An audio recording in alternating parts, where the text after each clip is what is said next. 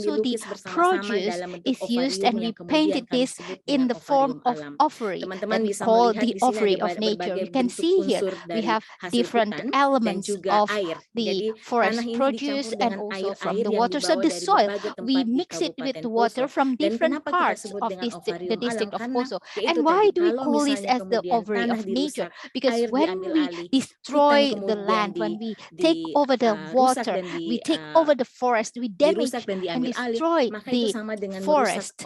It is the same as if we destroyed the ovary of life. And this is an example of how we destroy the womb and even the ovary.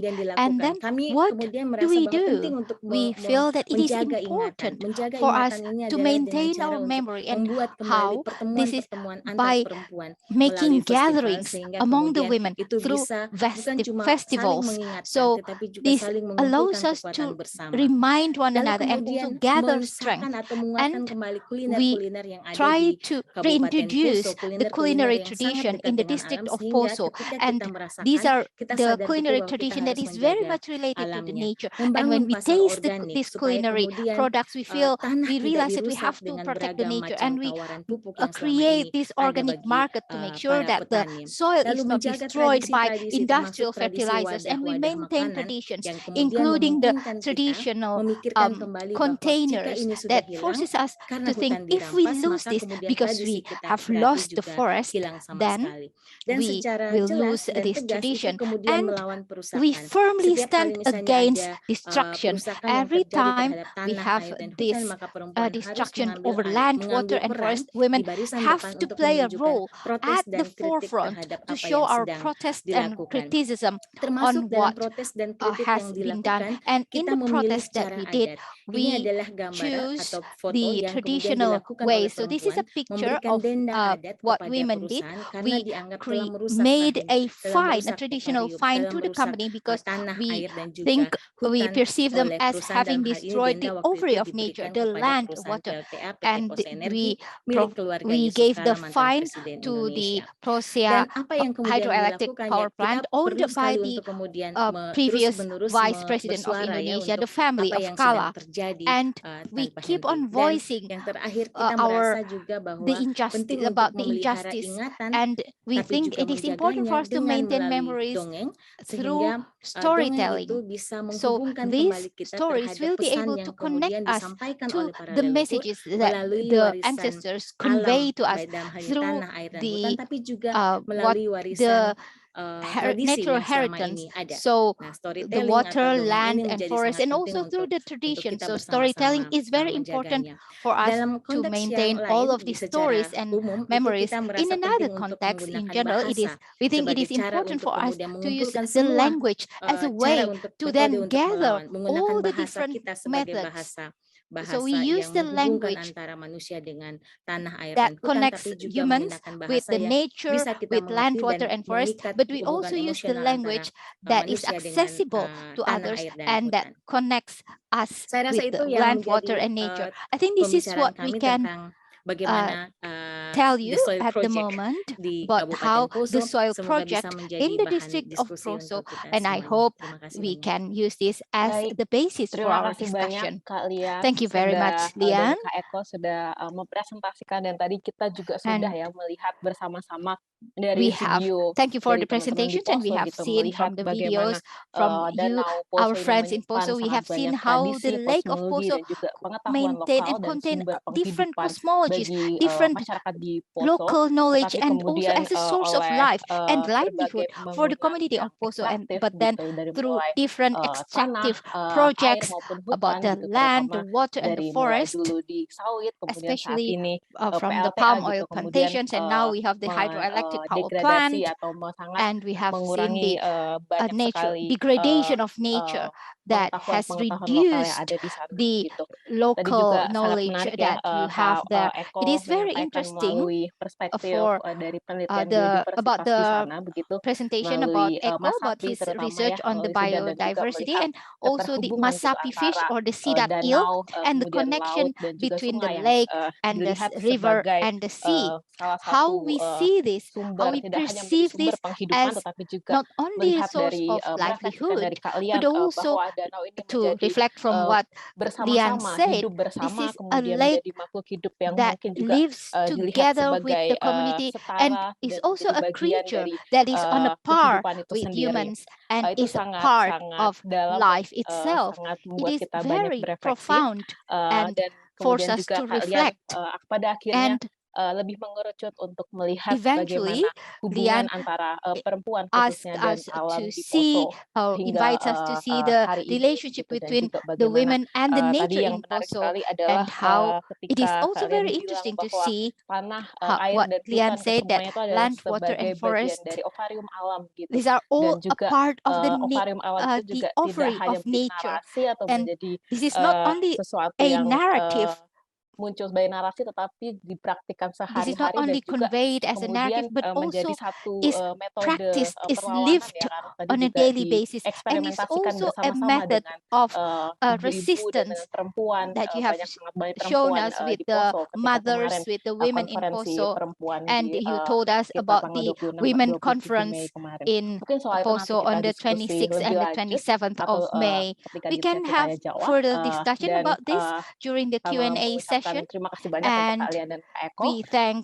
Lian and Dan Eko. sesi selanjutnya ini And adalah for the next kita akan session, menuju ke waktu we are untuk going to presentasi dari teman-teman hear penanya the yang presentation nanti teman-teman from the memiliki waktu responders, masing-masing 15 menit and untuk you melakukan have presentasi. 15 minutes Pertama-tama for your presentation. kami sangat So first berterima of kasih all, kepada we Kak Bunga are Siagian dan juga very Megan Cope karena thankful to bersedia menjadi penanggap Megan Cope and dalam diskusi Bunga hari ini. Siagian Dan for seperti your yang tadi willingness sempat to disebutkan become di the awal, bahwa responders in this tentu discussion. kedua And as praktik I've baik dari mentioned, Kak Bunga dari the Badan two Kajian practices Pertanahan by dan juga dari Bunga Megan Cope Siagian tentu from memiliki the Land keterhubungan Affairs Study konteks, Agencies and Megan praktik dan Copes, they isu have this yang connecting juga thread about sama the yang dihadapi context oleh Institut and the Mosintuwu, issues terutama that juga they persoalan-persoalan talk about ekstraktivitas, persoalan the same eksploitasi yang issue about sebetulnya exploitation, sangat extractivism, bertolak belakang dengan and this is bagaimana very much masyarakat memaknai alam bukan against sebagai komoditas, melainkan sebagai entitas yang the hidup.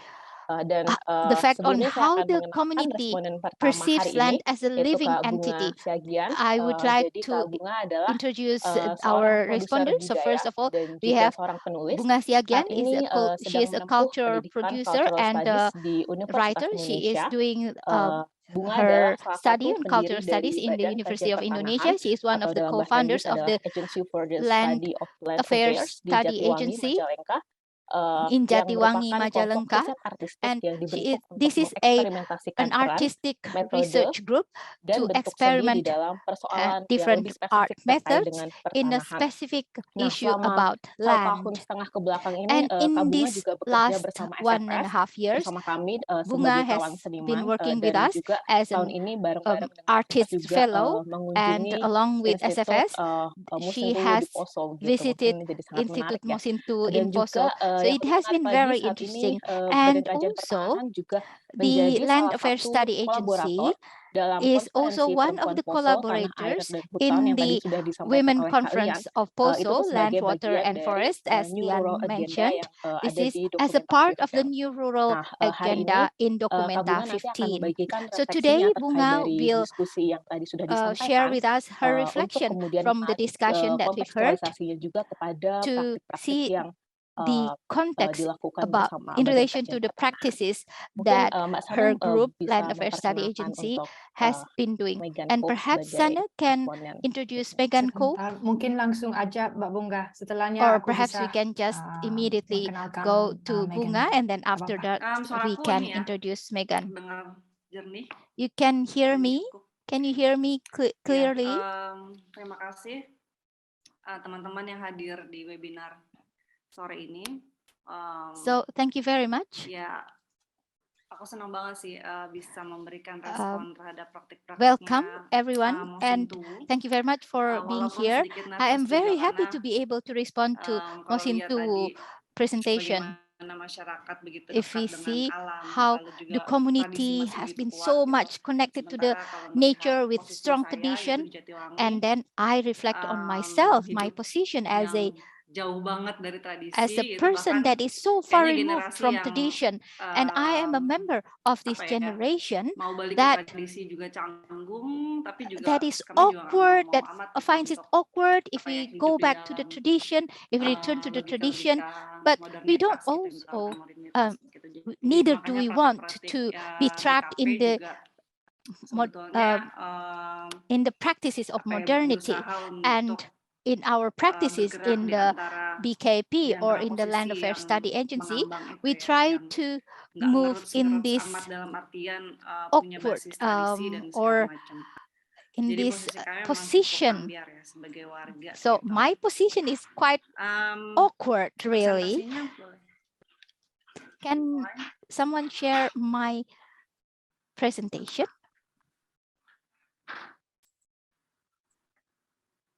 Oke. Ya, sebetulnya presentasi Kak Lian tadi itu Lian's presentation sangat memantik actually has triggered many questions, kami gini ya, yang memang especially for us. Tadi kau bilang hidupnya sudah tidak lagi as I've mentioned, tradisi, lalu kemudian dengan alam juga, our life is no kayaknya, longer so much relasinya connected juga to the sudah sangat traditions, berbeda, gitu. and Tapi we have pada saat very yang sama different kami juga relation with sebetulnya nature. kan But at the mengalami same time, yang we persis gitu, walaupun face bentuknya memang similar tidak secara langsung ya, issues, tidak ekstraktif di although depan mata, lalu kemudian it is not ruang hidup directly dan extractive tambang dan segala macam, in gitu. our Tapi, face and buat threatening hidup di our way of Jatiwangi life, gitu, such as bentuknya the bisa mining sangat company. halus gitu, But dalam life bentuk in pabrik-pabrik yang Jatiwangi, buat all of these warga setempat itu extractive justru projects adalah sesuatu yang can baik, gitu, appear sesuatu in yang a bagus, subtle setelah, forms. For puluhan example, tahun hidup factories dengan, that for the community of Jatiwangi, apa ya, industri they tradisional perceive yang this as something nggak makmur-makmur amat, positive. terus tiba-tiba dikasih sama industri besar, terus punya And pekerjaan yang terlihat bagus gitu. so Buat these mereka itu factories adalah provide suatu them with job peluang. opportunities. Jadi So antara the kami people of yang Jatiwangi melihat see itu this sebagai as sebuah opportunities, and ancaman terhadap we, ruang hidup so between dan us who think that this is cara hidup a gitu. form of threat Dan buat tetangga-tetangga kami itu to adalah our sesuatu yang way baik. of Jadi life, and for our apa ya, cara neighbors, this is bekerjanya actually a good thing. So akhirnya perlu how this berstrategi works, sekali gitu dalam konteks so itu. we have to have Aku akan memulai very specific presentasi ini strategy dengan to deal with all these satu threats. artikel dari tahun So I'm going to 94, start this presentation with tentang an Danau article Lindu. from Danau Lindu ini nggak jauh 1994 posisinya sebetulnya dari about Poso. Lorelindu, which is not far from Poso. Let berita me ini bahwa pada tahun 94 so let me read the juga mau dibuat article. PLTA, So in persis seperti Danau Poso. 1994, the government had a Dan plan masyarakat to adat build a kemudian, hydroelectric masyarakat adat power sekitar Danau plant, Lindu just kemudian like in pergi Poso. And the berdatangan ke people Jakarta untuk in protes. around the Lorelindu Lake, Wacana yang they went to Jakarta dimunculkan saat itu to adalah protest bahwa against ya this tentu saja discourse, akan and ada tradisi they yang punah, say that terus of kemudian course cara there hidup would yang be some akan tradition sangat that would be berbeda, lost, and perekonomian there would be a lokalnya very akan different hancur way dan of segala lives. macam. There would be a Narasi destruction itu dimunculkan of the local tidak hanya economy, and this narrative was masyarakat adat itu presented sendiri, masyarakat not only sekitar by Danau the indigenous Lindu, community tapi juga around disupport the sama media, Lindu lalu Lake, kemudian but it LSM dan was MF also lokasi supported dan by the segala macam. media. Tapi yang menarik, next slide. But what is interesting here, the next slide, please. Next slide, please. Yang menarik adalah what is interesting here is bahwa identitas gitu, identitas sebagai masyarakat adat, identity as the adalah sesuatu yang kemudian indigenous community around the Lindu Lake this is actually constructed. This is something constructed, because if we see the diversity of the ethnic groups in around the Lindu Lake, it is they are very rich. We have the Bugis ethnic group, so this is all. This is also due to the colonial policy that forced the migration from the different groups. So this area is very diverse. But then they agreed to create a collective identity as an indigenous group of Lindu Lake, and the articulation that we are an indigenous community in the 80s in the 1980s during the New Order. We know that the New Order did not recognize the indigenous communities, and then they had this development ambition about modernity as a state project, and this identity as a indigenous community was of course required, because we could see this as a positioning in the midst of this state ideology of the New Order at the time, that there was this indigenous community that was very much related to the tradition, very much linked to the nature. This was seen as an ideal if we want to talk about how we want to maintain and protect an area. But the question is, 30 years later, Orde Baru setelah misalnya sekarang ketika Orde Baru segala sesuatu tersentralisasi gitu, during the New Order everything was centralized, and then now we have the decentralization. The regional governments have very big authority, and in my personal position as a member of this community, of a community that is not too much related to the region, but we also see issues such as land grabs. This made me think what kind of articulation that I can have, which I am not a member of an indigenous community, and what kind of collectivity that we can imagine while we have different interests, different concepts of communities. So this is what made me reflect and wonder perhaps how I respond to Mosintuwu is through this kind of questions. Next. Next, please. Akhirnya saya mikir bahwa so I came to think that collectivity in the current context is not as an identity, but as a practice. So in the sense that we live in the era, in the post-reformation era, and with this neoliberal regime and democracy, which made the position of the state and the businessmen, well, this is no longer the same as what we had during the New Order era, during Suharto's regime. Now, the process to accumulate capitals is a challenge. So this neoliberal character with the privatization, the contestation among the power set creates the state as the protector of all these processes. And the state then, as the protector or guardian of the economy, is seen as something rational.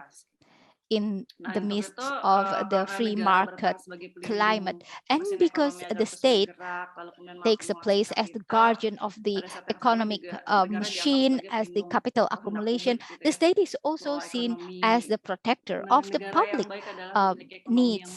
That a good state is the one with good stability, economic stability, good economic acceleration, and this happens everywhere. And it does not only take the form of extraction it does not always take place in the form of overt extraction. In Jatiwangi, for example, we have land sold to be turned into factories. So this was rice fields, and then the community then sold their land, their rice fields, and because they think, becoming farmers is no longer profitable, so they sell the land. And most of the customers of the our mother bank, the bank that we created, we established, they borrow money to be able to give to provide the bribe so that they would be able to work in the factories. So we think, how can we make an activism? So Melanie Budianta calls this emergency activism that would allow us to engage with different groups, different age groups, different classes. But now we can't really see the enemy. What we is it the enemy? So how do we create solidarity among the different groups without this emergency situation? And how we establish solidarity, spread the solidarity, and maintain the solidarity, or what kind of activism that we can do if we can't see the enemy. It's different from, for example, when the people of the Lindu Lake, around the Lindu Lake, were challenging this extractivism project.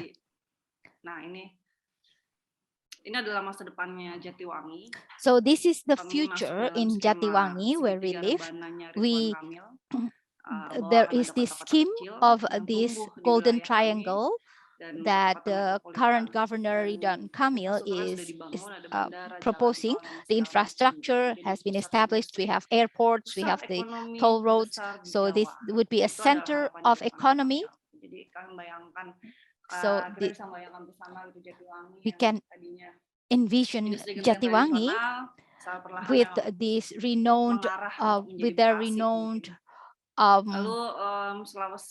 roof tile factories. It would become an industrial complex. And Sulawesi with a lot of mining projects, because it contained a lot of energy, a lot of natural richness. So this would be the future that we might face in Sulawesi. But then how do we communicate about these destructive projects by the capitalistic forces to our neighbors? How do we tell our neighbors that these are actually threats? And how do we form ourselves as a collective to face all of this threat? And how the Land Affairs Study Agency can talk to our neighbors that these factories, they want to provide a good future, or how Eko can then talk to his friends to do research in the lake of Poso, because Eko might feel alone because a lot of his friends work in the mine because it gives them good wages.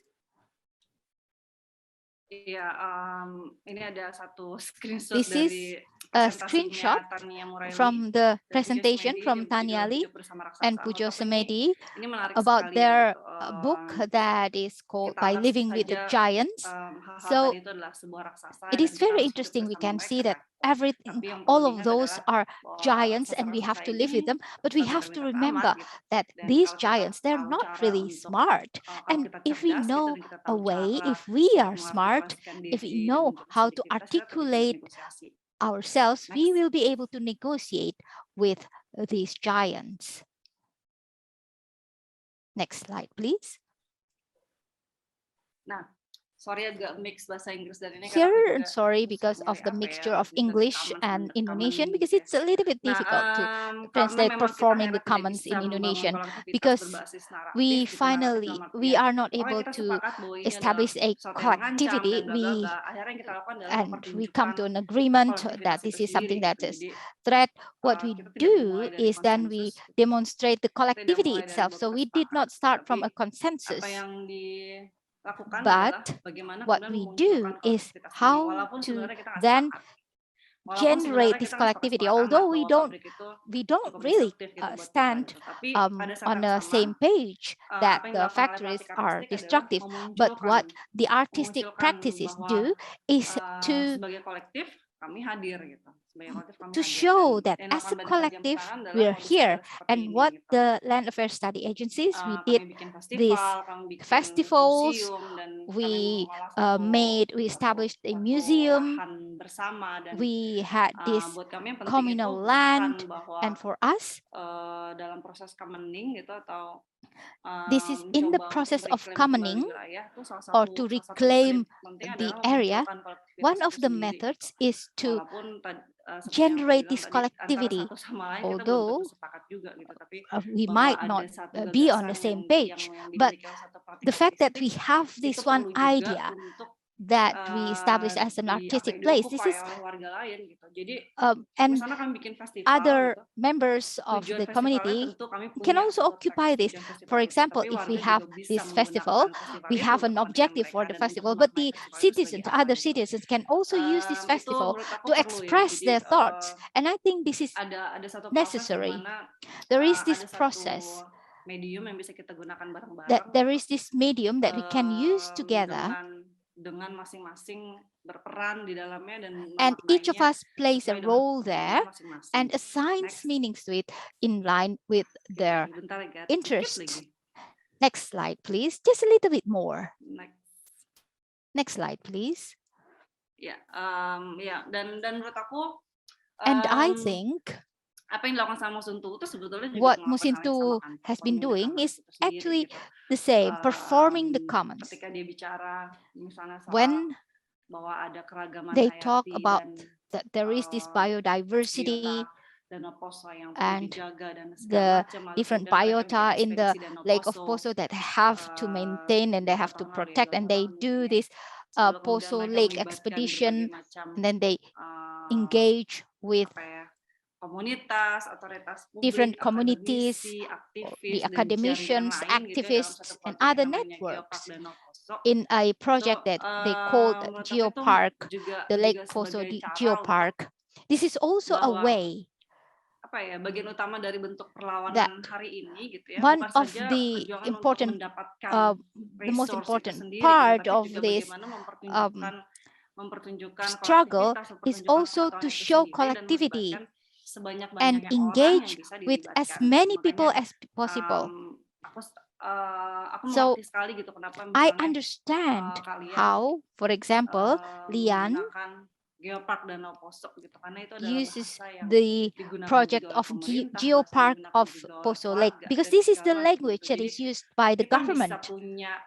So we can have the same language, although you have your own text with this project. Next slide, please.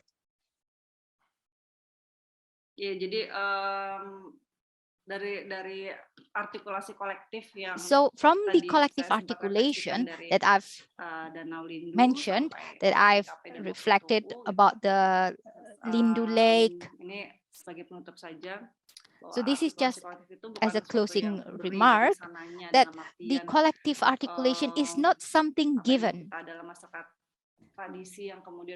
saying that we're a traditional community with such and such traditions.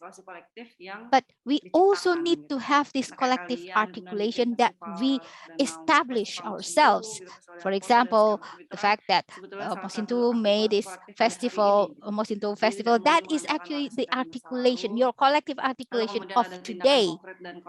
And then there is this concrete and contextual actions in a daily basis. So it is manifested in a daily lives. You can see in your practices with the women's schools. So it is not only expressing criticism, but there is this criticism that is conveyed, and there is also this collective actions that is demonstrated. And this is also what the Land Affairs Study Agency did, and the Institute of Mosintuwu. We also rely on the networks, interdisciplinary networks. In the Land Affairs Study Agency, we always use symbols or the language with the logic that we reversed. And also you in Mosintuwu, you talk with the regional governments, with the networks that Kak Lian established. Thank you so much, Babunga. I was wondering if I could first introduce Megan before before your presentation, if that's all right. Of course. Hi, everyone. Thank you so much, Bunga. Thank you so much, Kak Lian, Kak Eko, and also Mbak Lista for introducing Mbak Bunga. Before we go to Megan's presentation, I just wanted to introduce you. We're very happy to have you here today, and also to connect with a new friend, Megan Koop. Megan is a Kwanamuka artist from North Stradbroke Islands in Australia, which Megan, in an essay that you wrote, I read that you call it the country of fire and flood. Her site-specific sculptural installations, video work, paintings, and public art investigate issues relating to identity, the environment, and mapping practices. Today, Megan will tell us more about her practice, focusing particularly on water, land rights, and sea rights, and the impacts of extractive capitalism, particularly the cement industry, and the colonization, the continued colonization of country. And I've read quite a bit about your work the past few days, including this beautiful article that you wrote that was very inspiring. I can share in the chat later, in which, if you don't mind me quoting you, okay, in which you wrote, I want my practice to address decolonization through our lived memories of our family's country and history, which I thought was very beautiful and actually really connects also to the stories that we just heard from Kak Lian and from Kak Eko and also from Mbak Bunga. And maybe on that note, I'd like to give the floor to Megan. Thank you. Thank you, Sunny. My apologies. I think I have got the flu, but lucky we're at home and I can still work. Firstly, I just want to pay my respects, acknowledge that I am on Yagara country, which is in Brisbane, in Queensland.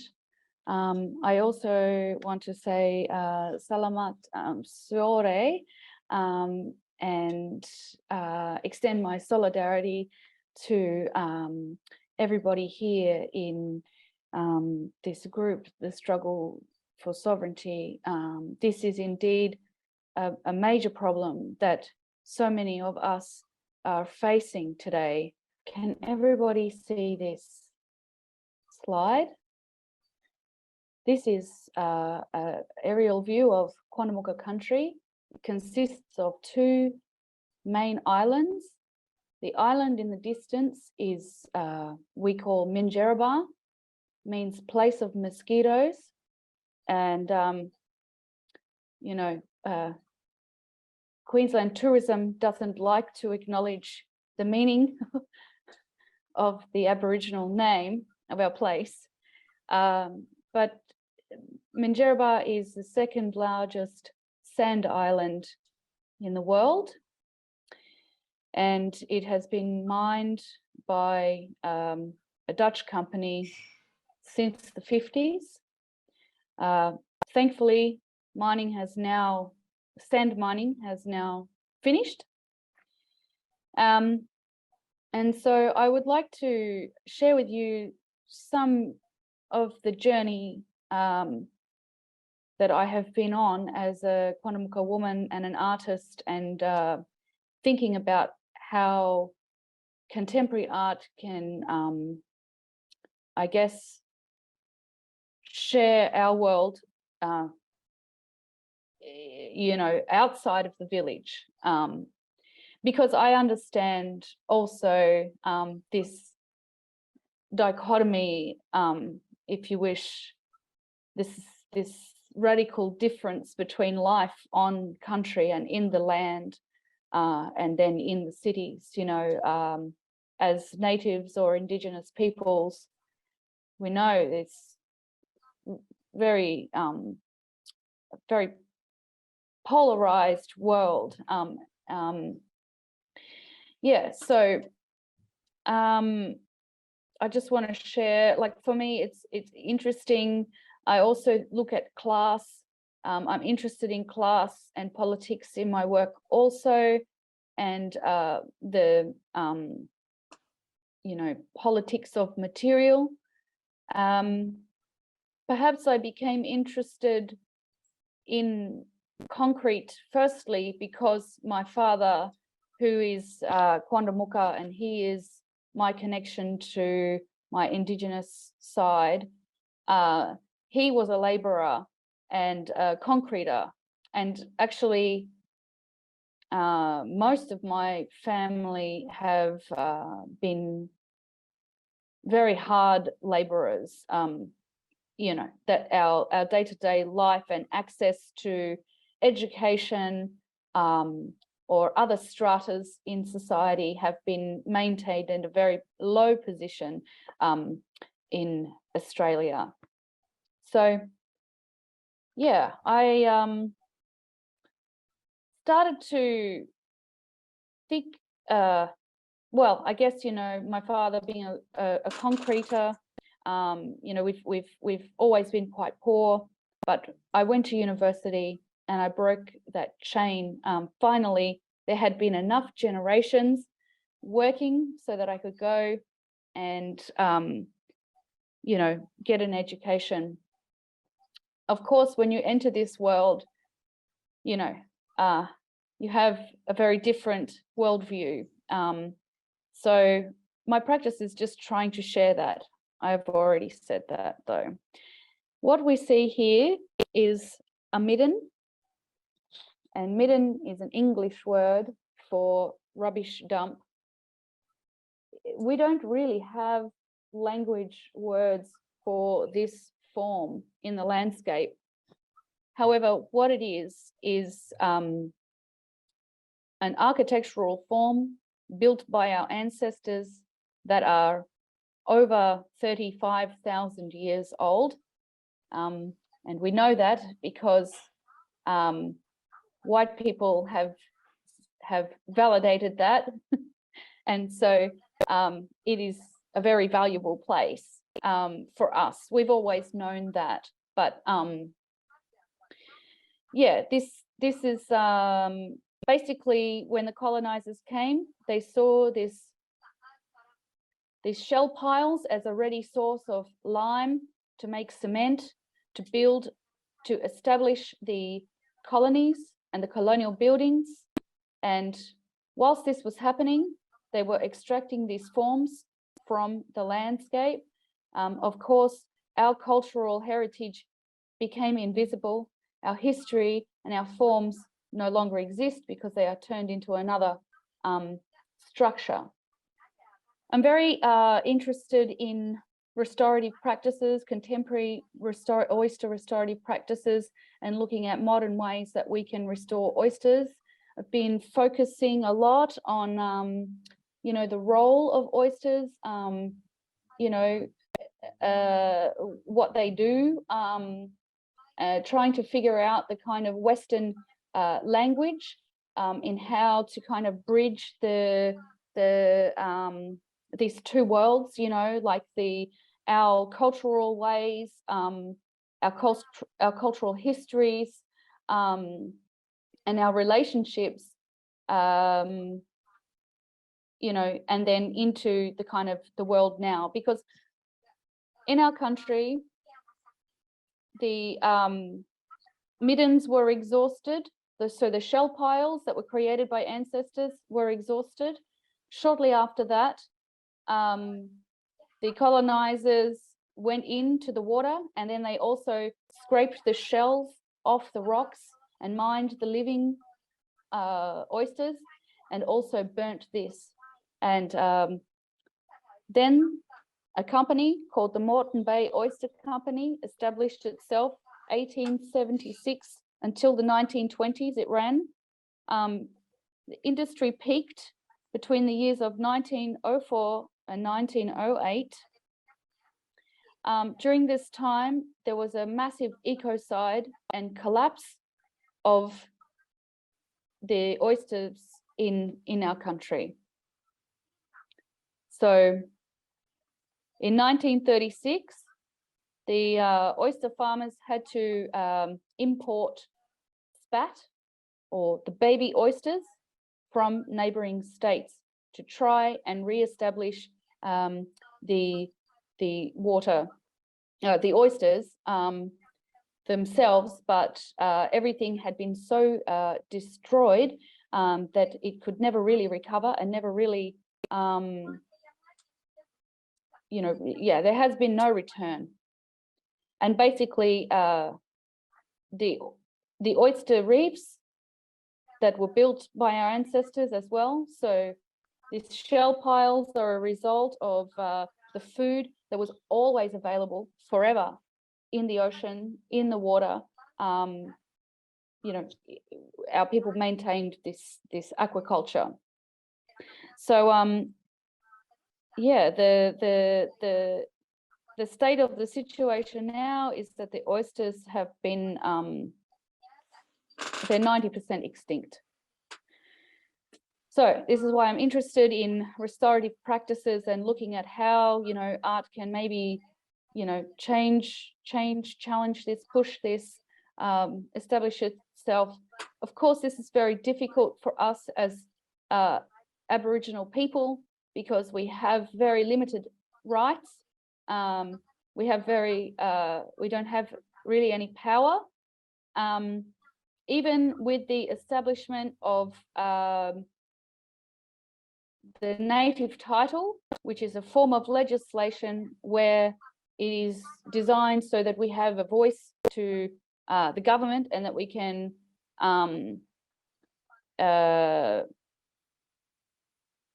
negotiate and develop economic systems together. Even this system is very flawed, and in the end, the fisheries are a very corrupt government department, and a very greedy department, and yeah, they decide who does what. So anyway, my practice, I've been thinking a lot about how to show people what happens on land, how it affects our people as saltwater people. This work is ice work, freshwater, vegetable dyes that melted onto handmade paper, and it was like a live painting process to show people basic chemistry and what it looks like when the ocean is becoming sort of increasingly acidic. The ocean is 30% more acidic than it was in the 70s. This, of course, has an impact on oysters and all calcifying marine creatures. So I wanted to make these sculptures to show people what it looks like, to sort of see the unseen. A lot of my work is about showing what we might think is invisible. So you can see here the painting process, the colors on the paper. I've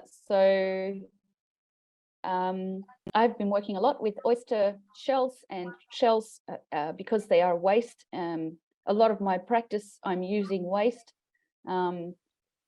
because it's easier and I think it's important.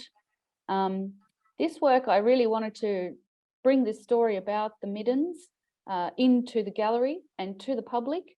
And I thought I would do that by mimicking a midden and actually hand building this shell pile form with handmade concrete oysters. Because, you know, often I think when we are trying to, when we are faced with the colonial logic and we're trying to try and discuss things that are important to us, you have to talk in a material value, an economic value all the time. So for me, I decided I would make 12,000 concrete shells to connect the material with the object, to create that space for people to imagine what our country must have looked like, and also what their country looks like too, because of course Australia has a lot of people now living in it. Here are just some other forms, experiments. I've been doing this for about 6 years, over and over, lots and lots of different interpretations with cement and shell. This is the one sculpture, but at the front and the back. Also, I wanted people to really look at the oyster and be so humbled and mystified by its beauty, because a lot of people eat oysters and they just think about the flesh and they don't think about the shell and they don't think about, you know, the whole picture. So I wanted to kind of highlight the beauty of this animal, which is very, very important actually in the ecosystem. This is just a bit closer. So in order to do this, you know, I have to scrub the oysters and put a lot of labor, you know, and a lot of care to present it in the museum for people to see it in a new way. Now, that I was doing a lot of that kind of stuff for the last 6 years, which has led me to, you know, having a lot of time listening with my elders. In lots of ways, this new work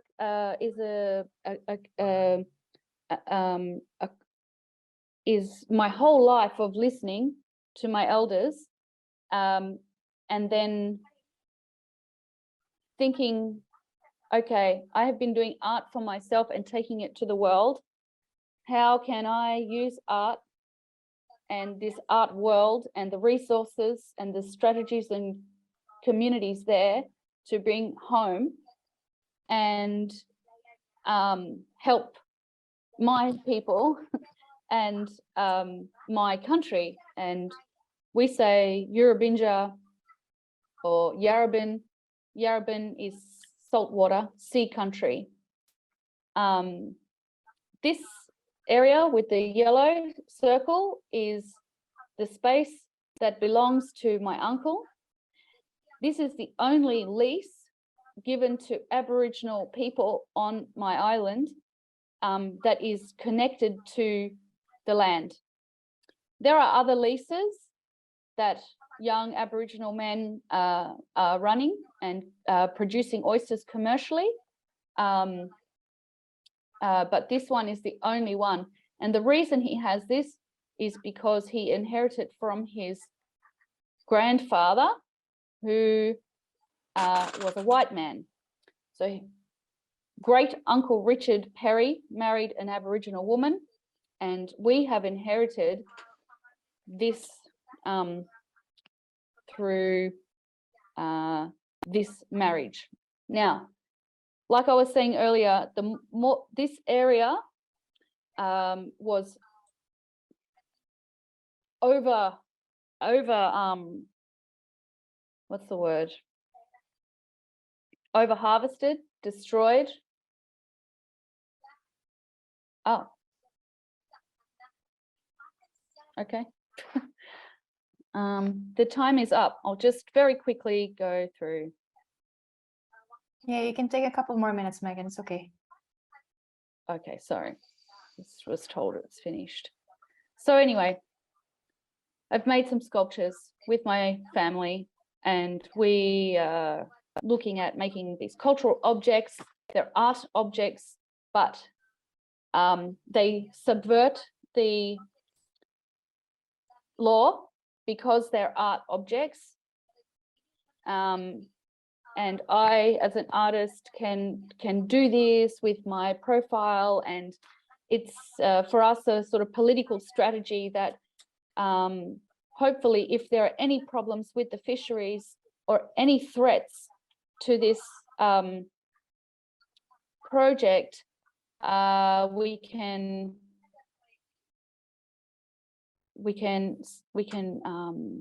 avoid fines or confiscation of the bank.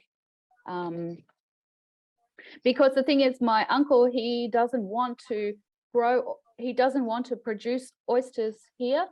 He just wants the land to recover and survive. So this is also an opportunity through beautiful sculptures and living sculptures. Everybody makes the art together, and then we leave it because it's art. And this is an aerial view here. Actually, you can see this is what it looked like recently when it flooded. I just need to say one more thing about oysters, why they are so important.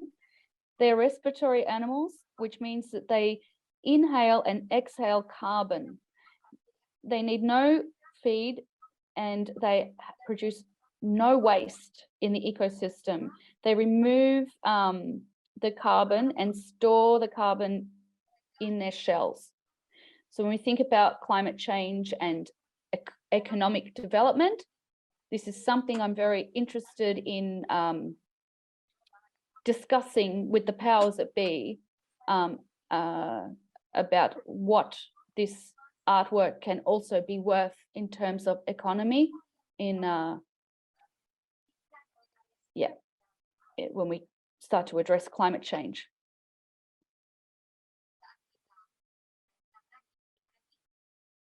So I will finish now then, so we can continue to have conversation. Thank you so much, Megan. That was a great presentation, and thank you good. so much for sharing that whilst you're not feeling well. I'm really sorry. I'm not sure. There's a lot of flu going around. Yeah, I hope you get to rest a bit after this. Yeah.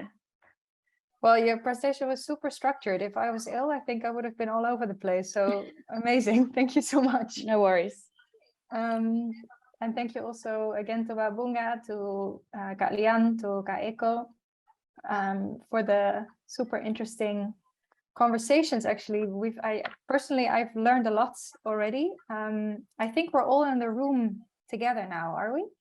I can't really tell from the screen that I'm seeing now. Lisa and I thought that before we go to the Q&A and also the conversation, like you mentioned, Megan, we thought to give also maybe a short summary. And I will try and do that. I think there's a lot of things going around in my head, so it'll be very fragmented and very unclear perhaps. So sorry if that's the case. But I think there, like we imagined already at the start, I think there's so much overlap and connecting threads in your work, and it was really inspiring and interesting to hear from all of you not only the issues that you face, but also really the practices you developed in relation or in response to those issues, and how you all connect in different ways and in different contexts. Sorry, I turned my WhatsApp off. I think you hear that in the background. In the different ways that you relate to local histories, whether it's by bringing them up and kind of performing them or sharing them with the community itself, by having conversations, through storytelling, through creating new rituals, or maybe adapting rituals because traditional knowledges are being lost because of land grabbing, because of extraction, and to kind of resist that losing of that knowledge, and therefore also maybe the collective weaving, or the collective that Bunga talked about, how to build that up again together through strategies. And I kept looking also at Mbak Lian's t-shirt, Hack the Patriarchy, which I'm totally behind. But I was also thinking, I think in the way that you talk about your work, I think it's interesting that this idea of hacking somehow comes back, or this idea of mimicking, or what Megan, what you just said about you not only representing stories or articulating, making visible to a general audience these cosmologies and histories that are so important to keep, because they are so much living in kin, like in kin with a non-human as part of life, that it's also about how do you say, like actively practicing together how to live more in solidarity with our environments. And that's not something new, that's something very old, actually. So I think to bring back these old and sometimes ancient ways of working and being together, to keep those in how do you say, to keep valuing those, in a sense that the value system around us is so much focused on economic, to kind of highlight economic value, economic success. If you work in a factory, you've made it in life, let's say maybe in Jatiwangi, because it's seen as a better or a more successful job than working in the traditional roof tile factories. So I think to work to counter these overarching value systems that are so inherently destructive, whilst not really knowing, like Bunga said, what enemy we're fighting against, because that enemy has gotten so diffuse, because it's so systematic, that to build these ways of working together by hacking the system, by sometimes speaking the language of whether it's a colonizer, whether it's the occupier, whether it's the extractive companies, but at the same time working also to bring back and to keep the languages and the practices that are part of those languages alive together. Yeah, it's something that I felt very much connected to all of your practices. Yeah, I have a lot of notes, but I think maybe that's enough for now. Just wanted to say thank you so much again for sharing so openly and also so generously from each of your contexts. It's been very inspiring. I think we have a question. Or maybe, Balista, you wanted to add something first before we go to the question? We have, I think, 10, maybe 15 minutes left for conversation, or maybe some of the panelists would like to, friends here would like to respond to other presentations or sharings. Please go ahead. Yeah, Megan, please. Oh, I just want to say, you know, the government needs to understand that, you know, we want to live our lives, you know, in a way that is sustainable and not dependent on the government structures. And I think it's interesting because often they are threatened by this. And, you know, often we find ourselves in these situations where we have to negotiate or bargain, or, you know, and, you know, often we lose our ability to have self-determination, and you know, we then also don't have you know, any opportunity to design our own economies that don't translate to money. You know, we want, I think, you know, I know that my people, a lot of the families, they're not really interested in money. They're not interested in living a life that is governed by a possessive logic. We love our country so much. We're so enchanted by our mother nature. And I think that, you know, yeah, this is the cultural shift. Like, I'm not sure how we can achieve that today. Yeah, but certainly developing systems where we can replant and restore nature and everybody can participate in that. It's very it's those spaces where all of the politics and differences and ideologies, all of this sort of stuff can disappear, and we are unified in our job to look after country, look after our mother, and I think that's a good start. And I also really liked what Bunga was saying about you know, the commons, and you know, how do we establish these spaces again in their you know, in the capacity that they need to be, not just a small park, but, you know, enormous tracts of land, water, you know. Yeah, how do we get this back? Thank you, Megan, for sharing. We have a question from Ito, but before we go to this question, maybe Bunga or Kak Lian or Kak Eko would like to respond. Mungkin saya ya. Silakan, Mbak. Iya. Terima kasih Perhaps I banyak will. untuk respon So yang thank tadi you sudah very much disampaikan for the secara response khusus dari Kak Bunga yang bagi by saya catatannya menjadi sangat Bunga, penting tentang terkait and I dengan think her kolektivitas. note is Saya very juga tertarik dengan pertanyaan yang important tadi about collectivity. diajukan I'm berkaitan also dengan interested sebenarnya with the musuh kita question itu siapa, that gitu ya. what Karena toh she sebenarnya posed about sekeliling who kita our atau orang-orang enemy di is, because sekeliling actually kita tidak people tertarik around justru us, dengan apa yang sedang they're kita not lakukan interested in dan what bahkan we're doing. berkebalikan. Hal itu juga terjadi And di perhaps Poso they're sebenarnya. Dia tidak they are the serta-merta opposite of what bahwa we do. This apa is yang not sedang kami lakukan itu dia it mulus happens atau also in lancar-lancar saja. Poso. It doesn't Bagaimanapun dia mean that what berhadapan we have langsung been dengan doing is komunitas itu smooth, sendiri. because Karena itu we salah satu yang sedang face the kami pikirkan community sebagai itself, and musuh that's why one of bersama the dalam things tanda that we kutip quote-unquote itu perceive adalah as quote kelupaan. unquote Jadi ada common proses enemy yang sangat is the sistematis forgetting. dibuat So there oleh is this negara, systematic didukung oleh process that penguasaan is untuk membuat kita established lupa by tentang the apa yang menjadi state, by the milik kita. powers that be, that makes us Membuat kita lupa forget tentang what apa yang is it menjadi hak kita, tentang who apa ourselves, and we kedaulatan kita, forget gitu. about Dan pelupaan ini itu secara sistematis what bukan our hanya sovereignty pertama-tama is. pada And this kebijakan, tapi forgetting is pertama-tama not pada only bahasa. about the policy, Bahasa but yang this paling forgetting sangat is also about sistematis the ditawarkan language. oleh The pemerintah language dan that is didukung very oleh penguasa systematic is untuk membuat offered kita by the lupa government, adalah bahasa and this is pembangunan, supported by the modernisasi, powers that dan be. This is seterusnya. the Dan language of development, bahasa-bahasa the seperti language of ini itu membuat modernization. kita And this kemudian kind of melihat bahwa language then kehidupan makes itu us dalam see konteks that pembangunan, life, dan pembangunan when we itu perceive life in the cara pikir in the kita context itu of disetting, development. bahasa And ini, here kata ini our perception menghipnotis is kita untuk set, kemudian and membicarakan this hanya dalam language, konteks these infrastruktur, words hanya are dalam konteks ekonomi, hypnotize us sehingga to perceive menghilangkan everything in the nilai yang context of sebelumnya dimiliki infrastructure,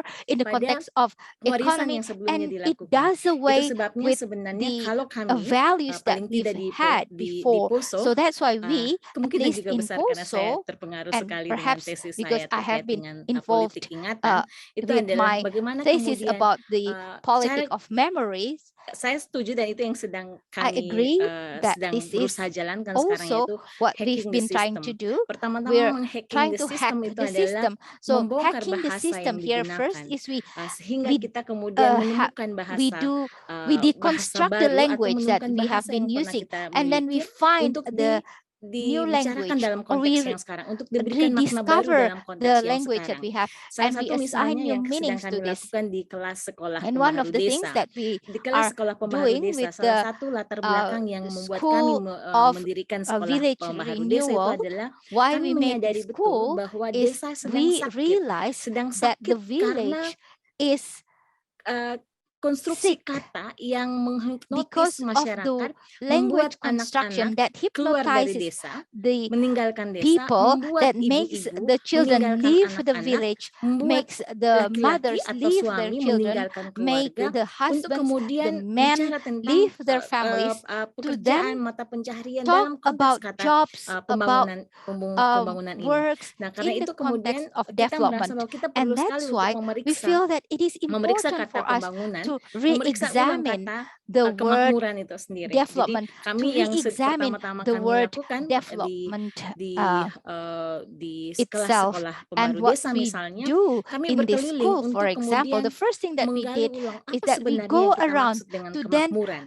Bagaimana cara kita rediscover what is it mengidentifikasi that we kemakmuran? mean by Yang menarik adalah welfare. ketika How do kita we kemudian identify welfare? mengidentifikasi What atau is interesting kemudian here is once we membicarakan tentang kemakmuran, identify or talk about ada welfare, kritik pada saat yang bersamaan there is ketika this orang-orang criticism yang sudah terbiasa dengan cara berpikir when people who have been infrastruktur, misalnya used to kemakmuran thinking adalah punya in this rumah. perception Pertanyaan of yang diajukan oleh infrastructure, ibu-ibu yang lain okay, misalnya, apakah welfare kalau punya is rumah itu having sudah a house. makmur? Apakah kemudian Does it kalau mean kita that punya once you have a infrastruktur house, then you jalan yang are bagus, well off? infrastruktur Does it mean that if we have this good listrik yang road bagus, apakah itu infrastructure, menjamin if we have a good kemakmuran itu sendiri? electricity, Ternyata dalam does koreksi it yang dilakukan oleh para guarantee ibu-ibu this tidak, welfare? karena ada Then yang hilang. in Yang this hilang apa? correction, we turn out Nilainya, that it does not pemaknaannya necessarily atas so. It's kepemilikan not itu, necessarily so termasuk because there is prosesnya. this Sebelum pada something that pemaknaan has pada gone milik dan juga nilai, and tapi also juga in the prosesnya. process, Proses the untuk process kemudian itself menghasilkan to infrastruktur yang disebut dengan produce the listrik, infrastructure, rumah yang the bagus dan seterusnya, electricity, good itu house, ternyata menghilangkan and so dengan forth, sangat that sistematis systematically does nilainya away seperti itu. Nah, the karena itu kemudian values kita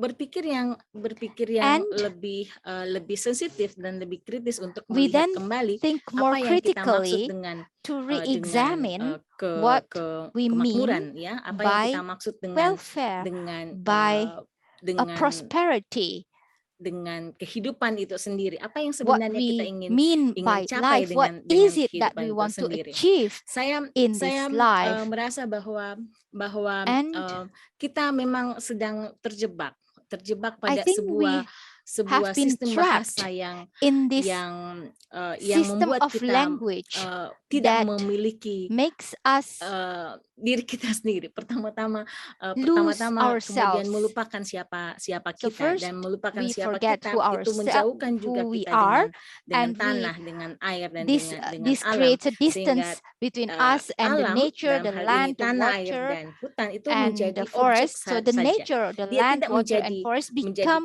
objects. menjadi masa depan, tapi dia menjadi They don't objek. become our Objek future. yang They become bisa objects. objek, The dan itu objects, material sekali dalam and dalam these are konteks yang sangat material objects in the infrastruktur. in Jadi this in the context of kami paling tidak ya infrastructure. di Poso, So saya at sangat least tertarik us dengan in Poso, apa yang that's the case. disampaikan I am oleh very Mbak interested Bunga tadi with berkaitan what dengan Bunga said kerja-kerja kolektif, in dan relation to this itu collective membuat work. kami merasa And bahwa kerja-kerja kolektif itu juga sekaligus we membongkar think that kembali collective ingatan-ingatan works also yang pernah ada, dan itu harus deconstruct the kontekstualisasikan current tentu saja memories, untuk and we kemudian have to put this pada in saat the yang bersama context, membongkar of course, and at the same konstruksi time bahasa we yang ditawarkan, dan deconstruct the konstruksi bahasa language itu yang kemudian mempengaruhi that is cara offered, laku and it atau is this language construct that kita, affects saya rasa. our Mungkin itu behavior. untuk catatan tambahan. I think that is my Terima kasih note. banyak Kak Lian sudah Thank berbagi, you, sangat penting ya Lian, menjadi for sharing note atau with catatan us. kita It is bersama very tadi important mengenai for us musuh to bersama note adalah kelupaan about gitu, this bahwa your note about this common enemy. The common enemy is forgetting, the forgetting of the culture practices, including the language, and also what you've shared with Lian, Eko, Bunga, and Megan. This is also a way that we use to maintain our cultural and life space, and also to negotiate with the giants, to quote Bunga about this living with giants, and these giants can take different forms. The factories, the companies, or these extractive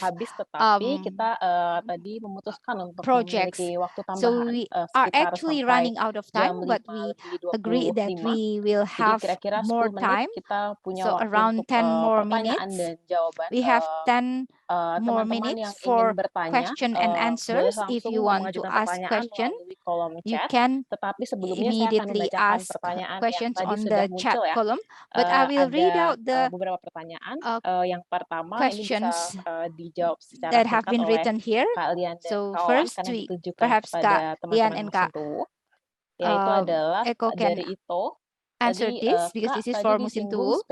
So there was this question, you've mentioned about Rono fish, and it is also this fish that has given me a memory about my life. How do you think this species will survive in the current condition, considering the current condition of the Lake Poso that is being built with the dam for the hydroelectric power plant?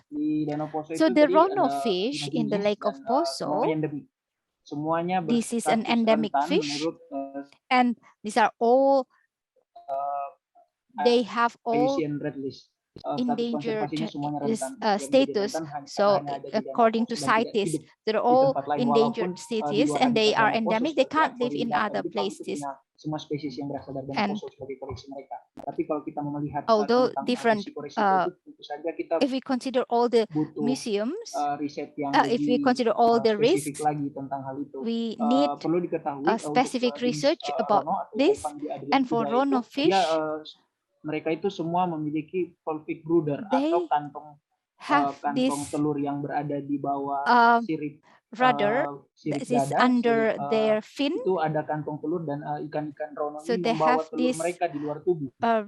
Rudder, and they take their eggs outside of their body.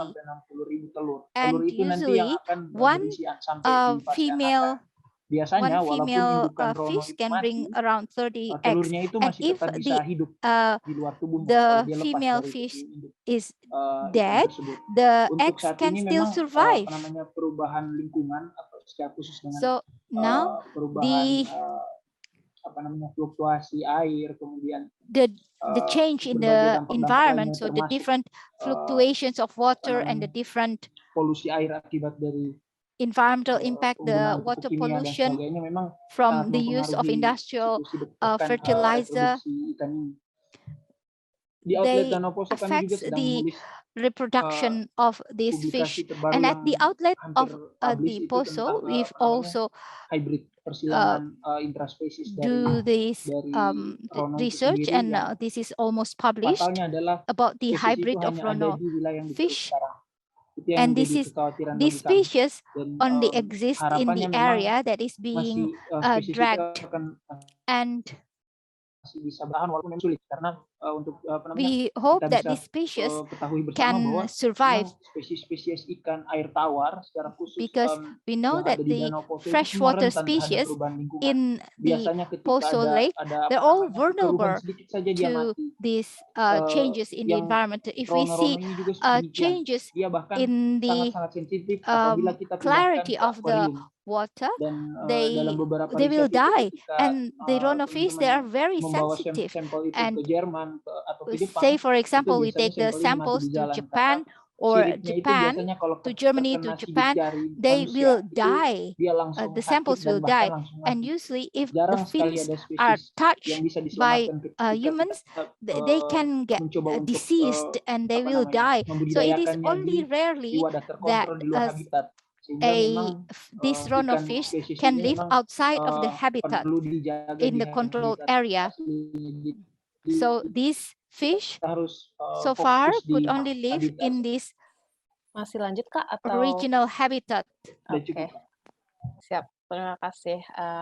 Mungkin selanjutnya Do you still want to teman-teman continue kalau or masih is it ada enough? pertanyaan No, silahkan it's ya. enough. Kita Okay, masih if you bisa untuk still have any membahasnya. question, please Dan go ahead. We selanjutnya can tadi still have Denny further bilang discussion. kalau tidak perlu And dijawab, we have tetapi also mungkin question. juga menarik You untuk don't need to kita answer this, sampaikan ya but ke perhaps forum this is untuk also teman-teman interesting semua for gitu. us to say Kalaupun in the misalnya forum. Kak Wawan, Kak Lian, Kak Bunga atau Kak If Megan mau menjawab, Kak Eko, tentu Lian, Bunga, dipersilahkan. or Megan want to Saya akan answer membacakan that dalam bahasa or respond, Indonesia. that's okay.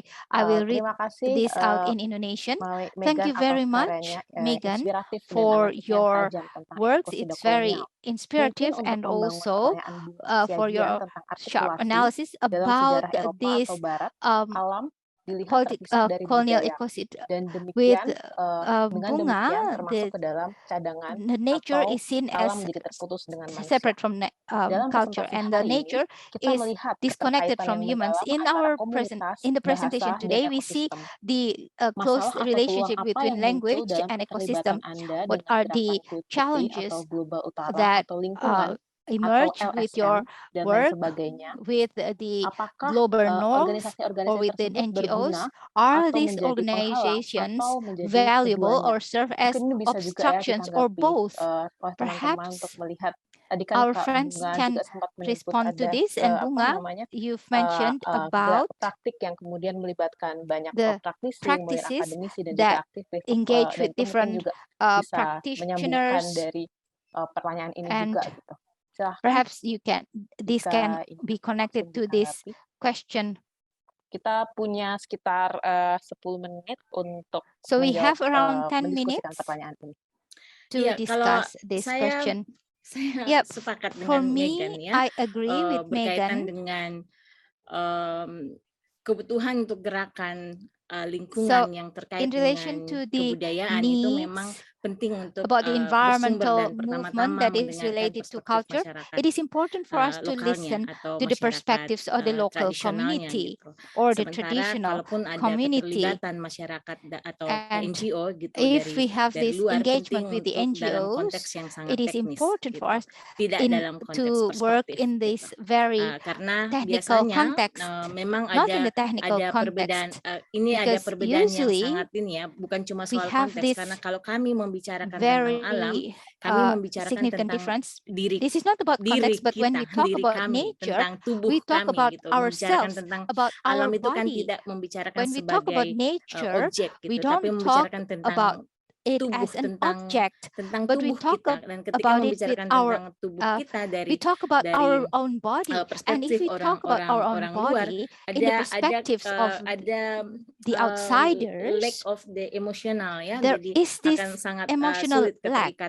keterikatan So emosionalnya. it is very difficult Kecuali for kalau them, misalnya dia for the berkaitan outsiders to dengan have this emotional relationship, teknis kayak gitu. except Hal if yang this is sangat related to bisa technical menunjukkan misalnya matters. dalam konteks yang sangat sederhana, The thing misalnya that soal bahasa. we can show in Cara yang the very paling straightforward context is mudah perhaps untuk about the menunjukkan, language. The mengekspresikan most apa yang kita straightforward pahami itu kan melalui bahasa. way to Tapi express seringkali what bahasa we yang mean kita is gunakan itu through the tidak cukup language, but mengekspresi, often the tidak cukup language that we use menerjemahkan is emosi not yang sedang enough kita or does not lakukan. Itu adequately translate the perlu emotions that we kedalaman dan feel. keintiman So we need to yang have this intimacy, yang this sangat level of sangat depth kuat and intimacy. seperti itu. Nah, sementara di contoh lain yang kemudian kita meanwhile, in bisa another jadikan sekarang, misalnya example that we can tentang use gerakan is, for lingkungan. Salah example, satu about this environmental yang kami movement. sedang protes sekarang itu adalah What perdagangan we karbon have been misalnya. protesting against is the Perdagangan karbon carbon itu trading, for sebenarnya example. Carbon trading mengobjekkan hutan itu actually sendiri ya, sebagai objectifies misalnya the di beberapa tempat forest. di For Kabupaten Poso example, itu in ada several hutan lindung. areas Hutan in lindung Poso, we dengan have the semua teori protected tentang areas, protected perlindungan alam dan forest with seterusnya. all the Tapi theories dia about menjauhkan ikatan dan the identitas protection of masyarakat nature. atasnya, But this atas creates a hutan distance lindung itu between the gitu. people Jadi and dia the menjauhkan identitas forest masyarakat itself. untuk kepentingan Makes a kepentingan distance global between the gitu ya. Jadi identity of the perdagangan people karbon itu with the kan forest berakibat for pada a global needs, because menjauhkan the global identitas masyarakat carbon trade atas has the hutannya, karena consequence misalnya of ada banyak making a keluhan yang kami greater dengar distance dan itu diceritakan between the langsung people oleh and the ibu-ibu, forest. We have saya heard a lot dalam of complaints, and I've heard it dalam konferensi perempuan directly ketika from mereka the bilang mothers hutan in lindung ini the women sebenarnya conference dibuat when we buat said, siapa? okay, the protected forest, Karena hutan who itu is kalau this diserahkan kepada made masyarakat for? dengan Because if dengan pola penjagaan we get dengan pola this tradisi forest, yang if sangat we kuat manage the forest with tradisinya our gitu ya dengan traditional masyarakat, pattern maka dia akan mendekatkan of masyarakat protection, dengan hutan. then Tapi ini this kan dalam will konteks create perdagangan greater connection karbon, between the sementara community and the forest. saya mau bicara tentang begini. Sorry, this is what I'm going to say. Ketika perdagangan karbon itu diberlakukan di tempat-tempat lain, industri masif itu terus dilakukan. Sementara hutan-hutan yang ada ikatan identitasnya dengan masyarakat dipaksa untuk kemudian menjadi garansi atas industri-industri besar yang sedang berlangsung. Dan dalam konteks itulah they play kemudian a role as the kita guarantee merasa bahwa for the extractive industries that is still happening. So in this case, we feel that this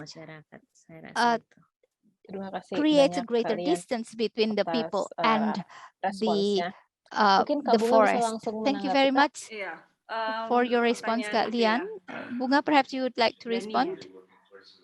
This is Danny's question. Tapi ini mungkin ini ya, but kita punya beda-beda strategi gitu ya. We have different strategies, kami, gitu, untuk but for us action dan konkret to di sebuah wilayah envision a concrete collective action in an area to work together with as many people as possible across disciplinary, cross-sectoral.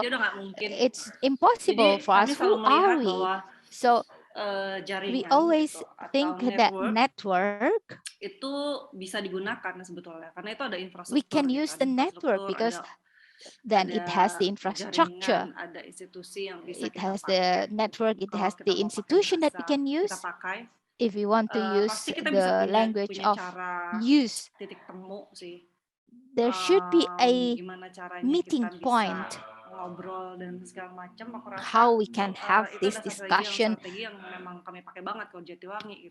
There are strategies that we use. So we never refuse to be friends with anyone and to work with anyone, because this is one of the strategy that is quite important, because we realize that if we rely on our own strength, we will lose, because what we face is huge. And we believe that actually we can start with friendship before we work together. I think we will find a way to sit down together, to chat, to be on the same page, and to work for concrete needs in our own locality. So we never see something as something that is against us, since in the context of the idea, we think, for example, we don't think, for example, oh, this is about white people, this is from the global north. No, we delay that judgment. So this is a strategy that we can use in Jatiwangi, at least, and perhaps also in the context of the indigenous community. You will need, certainly, better negotiations and stronger negotiations, and as Lian said, which strategy that you want to use. Thank you very much, Bunga and Lian, about your responses. So it is very important when we perceive our collaboration, our work together with the different practitioners, with different sectors, and we can establish solidarity and establish network. It does not mean that it does not necessarily mean that we become another extractive project. For example, in the example of carbon trading, perhaps you can reflect on that as well. So thank you very much, Lian and Bunga. Yes, perhaps thanks, Lisa. Thank you, Sana, Bunga, would you like to respond? Kak Lian, and juga Mas Eko, also Mas Eko. I just wanted to read out, Megan, you wrote also a response to Danny's question in the chat. I just thought I'd read it out, and maybe if you'd like to respond more to also what Bunga and Lian just said, please go ahead. This is what you wrote. Thank you, Danny. I really believe that art and culture is the only language in space that can lead through participatory practice of projects that center on environmental restoration projects. Which I think is really, really true. And it's interesting that we started talking about carbon as well. As you also mentioned, that oysters are inhaling carbon, don't they? So like they're already like within their wholeness, not just the flesh, but within their wholeness are already a sustainable being to live with. I wonder if you wanted to respond. Oh, I mean, oysters, you know, actually can permanently remove carbon from the oceans. And if we think about it, 90% of, you know, the oyster population is extinct. What happens if it's just 50%? If we can create art projects, you know, that then, the thing about art is we can do this, this is a space where we have autonomy, we have sovereignty, we have some freedom, and we have energy to create, because that's the same energy, I guess, that nature also is. It's like love. I mean, these things are philosophical, I understand. But yeah, how do we, I mean, I'm thinking about the dam and the disconnection for the fish in the river. Like, can artists create a structure where we can give this, make a bridge for the fish to return? Like, I'm very impatient, perhaps, and I can't wait for governments and councils and this person and that person. Like, I'm more interested in, yeah, where maybe artists just doing it. And then what I have seen in my community that is not really artistic. Most people in my community are fishermen. Everyone is quite poor. They think artists are weird. But this project has created a sense of love and excitement. And even when, like, the men who work in mines, but they like going fishing, they said, "Oh, who is this for?" I said, "Oh, it's just for the fishes. It's just for the oysters." Oh, these strong men, they fall in love and they want to be a part of it. And I really think that this is quite powerful, actually. And yeah, that's what I think. You know, all these other people negotiating, people with money or people who want to control, I don't know, they can just take a back seat, I think. Or they can just come and just share, just give without conditions. I think. Let us do what we need to do. Yeah. Thank you, Megan.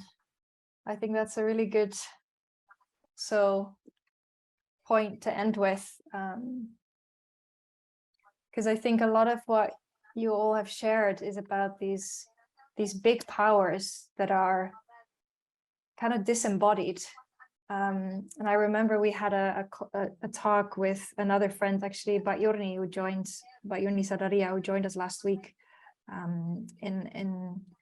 as a respondent, and she called, she's living in a context that is being mined and extracted really intensely, also through palm oil plantations by government and corporations alike, and 95% of their indigenous forest and land has already been stolen. And she said once before, not last week, but she talked about the careless people, which I thought was a really good way of explaining that something that seems very disembodied and very abstract, like what Babunga said, like who is this enemy, is actually careless people. There's always people involved in those organizations, those corporations, like you also say, Megan, and what Lian and also Mas Eko have shared. And I think we're also wrapping up now because we're nearing the end time. But I think it's very, very beautiful how you've all shared also very detailed stories and very specific stories from fish to oysters to the mother bank to strategies that you've developed to hack that system and at the same time create space for the agency that should be there in the first place, that should have the upper hand, but doesn't because of colonization, because of occupation, because of the extractive capitalist mindset that runs the world basically. So, but actually in the end, I think the ethics and the power in the end always lie in these micropolitics, in these relationships between people, and not only people, but people and our environments, our kin that can be human, can be non-human, can be trees, can be waters, can be water creatures, like Pak Lian said. So thank you so much for sharing your stories. There was one other question in the chat from Ari Kurniawan. I will read it out. Kak Ari, I'm really sorry we don't have time to go into your question. I will read it out though, just to give it space in the room.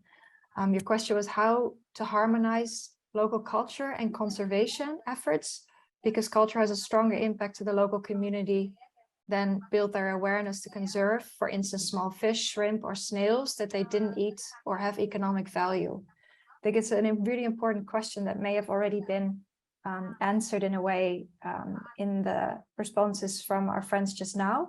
But I also wanted to ask you if you have time next week, and this is not promotion, but I really think it could be interesting to join next week's session that Alec will say a little bit more about soon, because there will also be talk about conservation efforts and how culture can support those efforts. So maybe it's a question that can be asked in a slightly different way next week, perhaps. So I'm sorry we're not able to go deeper into it now.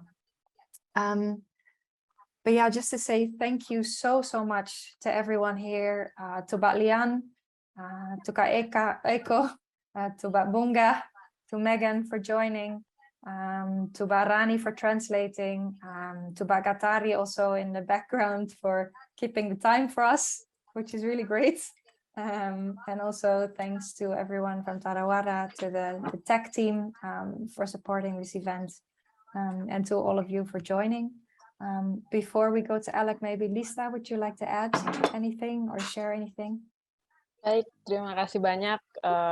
Yes, thank you very much. Ya. Jadi actually, we're running out of time, so I would just like to thank everyone, Terima kasih juga atas all video friends yang sangat today, memukau and dari also thank you Institut very much Mosintuwu. for this Tolong sampaikan extraordinary salam buat tim video media ya, from buat Tarai juga. Institut Mosintuwu, and Terima please kasih say hi, untuk Megan send Pope, our terima greetings kasih to untuk the Kak Bunga, media Kak Lian, team, Kak Eko, and dan juga thank you very seluruh much Megan teman-teman dari Pope FF and dan Kak semua Bunga, TarraWarra dan Lian, Fan and Abbe Eko, and juga. everyone from Sebelum SFS, menutup, mungkin kita bisa TarraWarra and Fan menutup Abbemuseum. terakhir ya dari Before we close, ada satu perhaps ungkapan we can terakhir have nih dari Kak Alek. one Jadi silahkan mic-nya saya last word serahkan, from giliran kepada Kak Alek. Alec. Tapi terima So kasih over to semuanya. you, Alec. Thank you very Hi, much. yes, so just to quickly talk about very quickly for next week's event. And again, just to add, thank you so much to everyone who joined us and stayed with us today in the audience, and also to Amma for translating the chat column. So just very quickly, so next week, Wednesday, the 8th of June, at the same time as today's event, is the third and final in the groundwork series. This one organized by the Abbemuseum in Eindhoven. The session will include presentations by the farmer John Haysaka, as well as family Surapaiman, a family of Surinamese Javanese descent in Eindhoven, who manage an urban garden there. Both of these speakers are finding new ways to farm in the Netherlands, taking into account their family past and sustainability practices. So the speakers for that event include the family Surapaiman, John Heysaka, Inez Decker, and Aldo Esparaz Ramos. And that will be moderated by Charles Esch from the Abbemuseum. So that's everything. Thanks again to all the contributors, to everyone who joined us and stayed with us, and hopefully we'll see you all next week.